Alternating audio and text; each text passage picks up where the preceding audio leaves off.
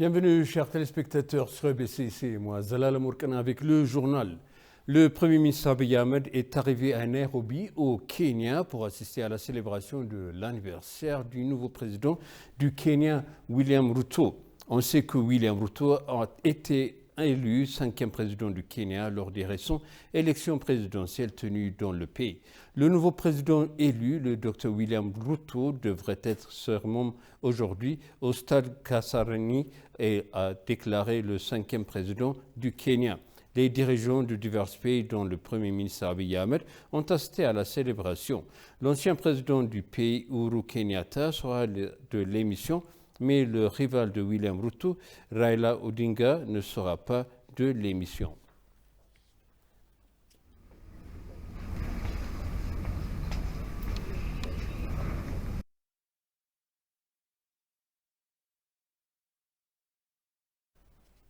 Le chef de l'Église catholique romaine et souverain de l'État de la Cité du Vatican, le pape François, a envoyé un message de vœux pour la nouvelle année éthiopienne.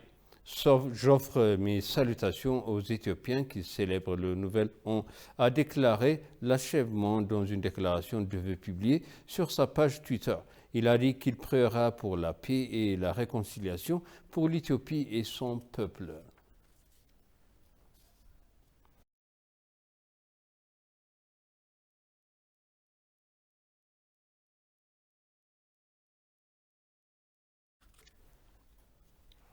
La conférence sur la zone de libre-échange africain qui se concentre sur la participation des femmes et des jeunes dans les affaires a débuté à Dar es Salaam en Tanzanie. L'ambassade d'Éthiopie en Tanzanie a annoncé que la présidente Salome Zodé avait envoyé un message aux participants à l'ouverture de la conférence.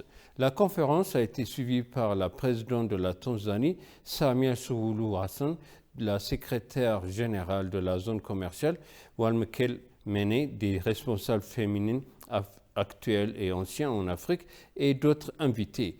L'accord sur la zone de libre-échange africain est entré en vigueur le 1er janvier 2021 et 54 pays africains ont signé l'accord. Environ 40 pays dont l'Éthiopie l'ont approuvé dans leur conseil législatif.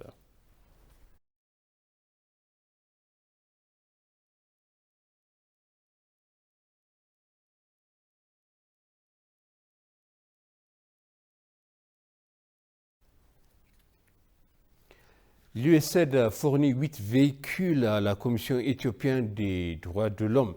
L'ambassadrice américaine en Éthiopie, Tracy Ann, a remis les clés des véhicules au commissaire en chef adjoint de la Commission, Rakeb Tchello. Dans le même temps, l'ambassadeur Tracy a déclaré que le travail sur les droits de l'homme est crucial pour améliorer l'avenir de l'Éthiopie. L'ambassadeur a déclaré qu'assurer la responsabilité par le biais des droits de l'homme est une question clé pour la paix durable du pays. Le commissaire en chef adjoint de la commissaire Rakeb Ladrou a déclaré que la commission travaillait avec diligence pour surveiller et enquêter sur divers droits de l'homme dans tout le pays. Le commissaire en chef adjoint a remercié l'ambassade américaine en Éthiopie et l'USAID pour leur soutien.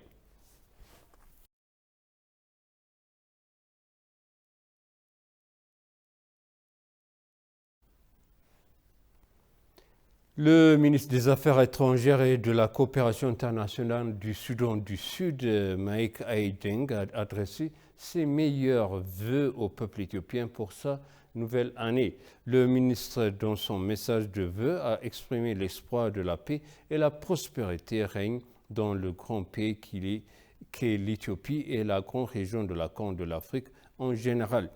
Il s'est également dit convaincu que les deux pays frères continueront à renforcer leurs relations bilatérales au cours de cette nouvelle année. Je suis impatient de travailler en étroite collaboration avec mon homologue Demek Emekonnen, le vice-premier ministre et ministre des Affaires étrangères d'Éthiopie, pour y parvenir, a-t-il ajouté.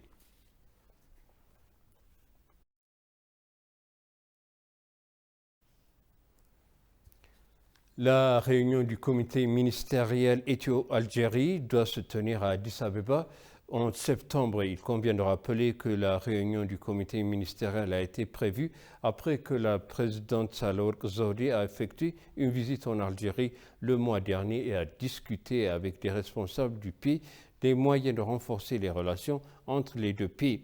Selon l'ambassadeur d'Éthiopie en Algérie, Nebiat Getachew, la réunion discutera des moyens de cimenter la coopération économique et les liens entre le peuple entre les deux pays et de mettre en œuvre l'accord qu'ils ont signé jusqu'à présent.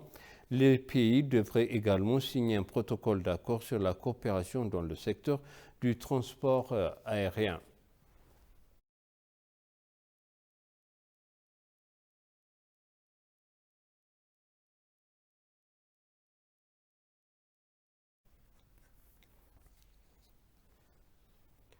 Et pour conclure, le journal Ethiopian Airlines, l'une des principales compagnies aériennes au monde, a conclu un accord avec l'autorité du tourisme de Zimbabwe, ZTA, et est devenue une alliance stratégique de l'autorité pour son exposition mondiale du tourisme Sanganai Langanini.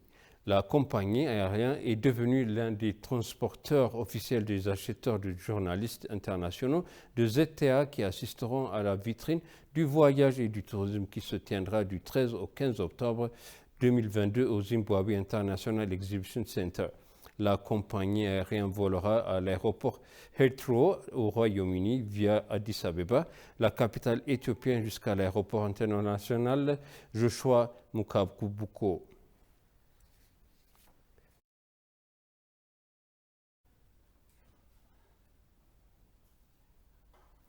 Et maintenant, je vous rappelle les titres principaux. Le Premier ministre Abiy Ahmed s'est rendu à Nairobi pour assister à l'investiture du nouveau président du Kenya, William Ruto.